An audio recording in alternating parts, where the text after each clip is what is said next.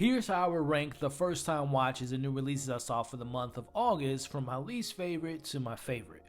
Easily one of the worst films I've seen of the year. It's just not a good movie and such a waste of talent, but also speaking of the talent, no one seemed to want to be there. To me is a prime example of actors that I enjoy who are actually good in the movie, but unfortunately they're not in a good movie. This one was a bummer for me because I was looking forward to it because I'm a fan of the first film, but I just wasn't a fan of the tonal shift and how much we focus on the family. It was just so goofy. Yeah, as a Samara Weaving fan, it wasn't a good month for me, but I will say she was the best part of this film. It just was a movie that didn't know what it wanted to be and it was just all over the place. I will be the first one to tell you that Red Sonja is a very flawed film, but I enjoyed the practicality, I enjoyed the performances, I love the costuming, the set designs, and also I'm a sucker for a solid action adventure fantasy film, and even though this is flawed, I still had a good time with it. This was nowhere as good as the original, but Lindsay Lohan and Jamie Lee Curtis were the standouts, and it was like they never left the roles, and I just had a fun time with these characters, seeing them on screen again. Now, I wouldn't say I was disappointed by this film, but I was underwhelmed considering that I think Spike Lee is one of the greatest directors of all time, Denzel Washington is one of the greatest actors of all time, and it takes a long time, I'm talking about an hour, before the film gets going and it really gets good, but once it does get good,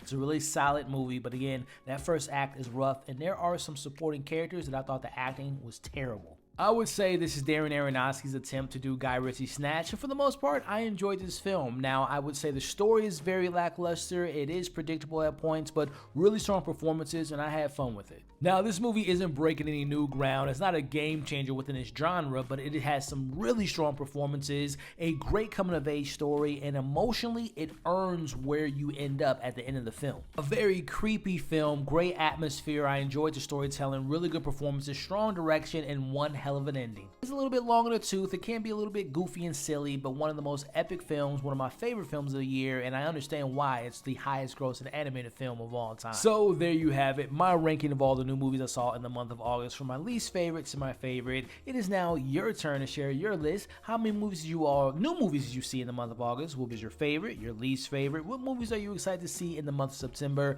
Let's talk about it in the comments below, and for more rankings, movie discussions, and so much more, consider subscribing and following for more.